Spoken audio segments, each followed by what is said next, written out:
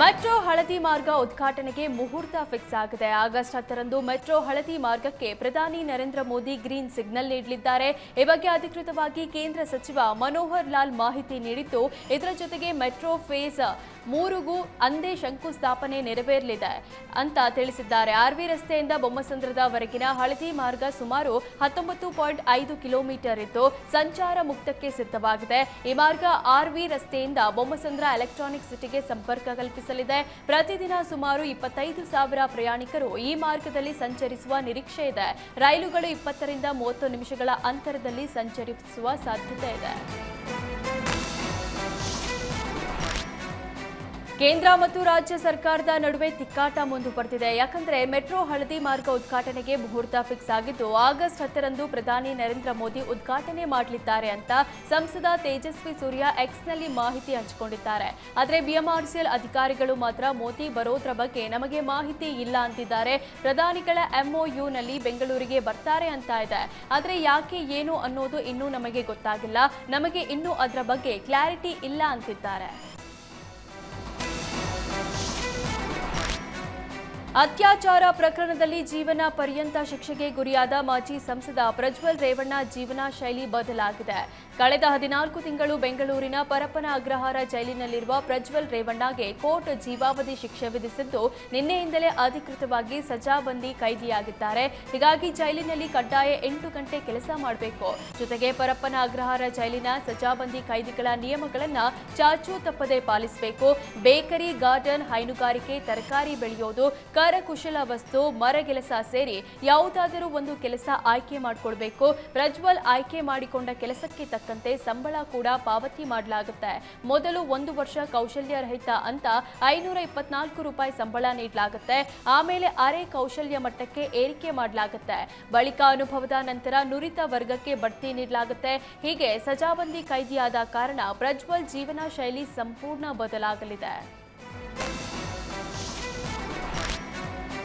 ಪ್ರಜ್ವಲ್ ರೇವಣ್ಣ ಜೀವಾವಧಿ ಶಿಕ್ಷೆಗೆ ಗುರಿಯಾಗಿದ್ದು, ಪರಪ್ಪನ ಅಗ್ರಹಾರ ಜೈಲಿನಲ್ಲಿ ನಿನ್ನೆಯಿಂದ ಅಪರಾಧಿಯಾಗಿ ಸೆರೆವಾಸ ಆರಂಭವಾಗಿದೆ.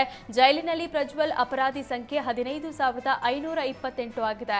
ಜೈಲಿನಲ್ಲಿ ಪ್ರಜ್ವಲ್ ಕಣ್ಣೀರಿಡ್ತಿದ್ದಾನಂತೆ. ಭವಿಷ್ಯದ ದಿನಗಳ ಬಗ್ಗೆ ಆತಂಕದಲ್ಲಿರುವ ಪ್ರಜ್ವಲ್ ನಿನ್ನೆ ರಾತ್ರಿ ಊಟ ಮಾಡದೆ ಮೌನಕ್ಕೆ ಶರಣಾಗಿದ್ದಂತೆ.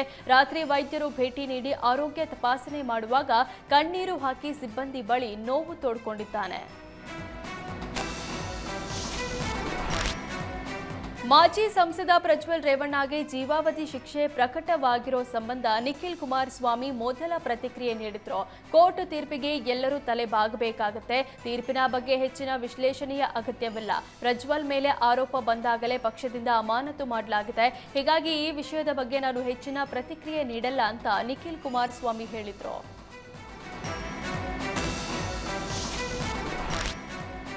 ಮನೆ ಕೆಲಸದಾಕೆ ಅತ್ಯಾಚಾರ ಕೇಸ್ನಲ್ಲಿ ಮಾಜಿ ಸಂಸದ ಪ್ರಜ್ವಲ್ ರೇವಣ್ಣಗೆ ಜೀವಾವಧಿ ಶಿಕ್ಷೆ ವಿಧಿಸಲಾಗಿದೆ. ಈ ಬಗ್ಗೆ ಗೃಹ ಸಚಿವ ಪರಮೇಶ್ವರ್ ಮಾತನಾಡಿದ್ದು, ಪ್ರಜ್ವಲ್ ಪ್ರಕರಣವನ್ನ ರಾಜಕೀಯ ದೃಷ್ಟಿಯಿಂದ ನೋಡಲೇಬಾರದು. ಇದೊಂದು ಐತಿಹಾಸಿಕ ತೀರ್ಪು. ಎಸ್ಐಟಿಗೆ ಅಭಿನಂದನೆ ಹೇಳ್ತೇನೆ. ನಮ್ಮ ಪೊಲೀಸರು ಮೊದಲಿನಿಂದಲೂ ಅಚ್ಚುಕಟ್ಟಾಗಿ ತನಿಖೆ ಮಾಡಿದ್ದಾರೆ.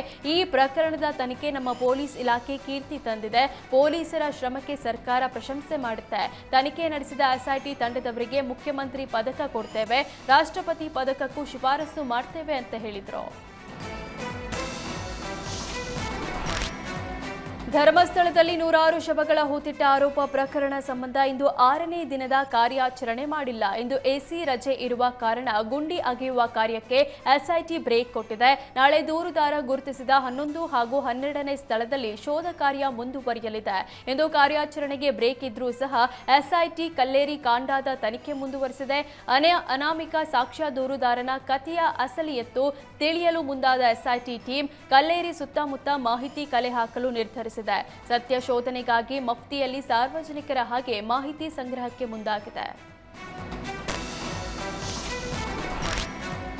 ಧರ್ಮಸ್ಥಳ ಪ್ರಕರಣದಲ್ಲಿ ಬಿಜೆಪಿಯವರು ರಾಜಕೀಯ ಮಾಡುತ್ತಿದ್ದಾರೆ ಅಂತ ಮಾಜಿ ಸಿಎಂ ವೀರಪ್ಪ ಮೊಯ್ಲಿ ಆಕ್ರೋಶ ಹೊರಹಾಕಿದ್ರು. ಅದು ಆರಾಧಿಸುವ ಸ್ಥಳ, ಸತ್ಯಾಸತ್ಯತೆ ಹೊರಗೆ ಬರಬೇಕು. ಬಿಜೆಪಿ ಅವರಾಗಲಿ ಯಾರೇ ಆಗಲಿ ಈಗ ಈ ಪ್ರಕರಣದ ಬಗ್ಗೆ ಮಾತಾಡೋದು ಯೋಗ್ಯವಲ್ಲ. ಮುಸುಕುದಾರಿ ಹೇಳಿಕೆ ಪ್ರಕಾರ ಎಸ್ಐಟಿ ತನಿಖೆ ಮಾಡ್ತಿದೆ. ಜನರಲ್ಲಿ ಅಲ್ಲಿನ ಆತಂಕ, ಅಭಿಪ್ರಾಯ ಹೋಗಲಾಡಿಸಬೇಕು. ಪ್ರಕರಣದ ತನಿಖೆಗೆ ಎಲ್ಲರೂ ಸಹಕಾರ ಕೊಡಬೇಕು. ತನಿಖೆ ಆದಾಗ ಆರಾಧನಾ ಸ್ಥಳದ ಪಾವಿತ್ರ್ಯತೆ ಇನ್ನೂ ಹೆಚ್ಚಾಗುತ್ತೆ. ಜನರು ಅನಾವಶ್ಯಕವಾಗಿ ಆರಾಧನಾ ಸ್ಥಳದ ಬಗ್ಗೆ ಹಗುರವಾಗಿ ಮಾತಾಡಬಾರದು. ತನಿಖೆ ವರದಿ ಬರೋವರೆಗೂ ಎಲ್ಲರೂ ಕಾಯಬೇಕು. ಅಲ್ಲಿ ನಿಜವಾಗೂ ಘಟನೆ ನಡೆದಿದ್ಯೋ ಇಲ್ವಾ ಅನ್ನೋದು ಗೊತ್ತಿಲ್ಲ. ಧರ್ಮಸ್ಥಳದ ಬಗ್ಗೆ ಹಗುರವಾಗಿ ಯಾರು ಮಾತಾಡಬಾರದು ಅಂದ್ರು.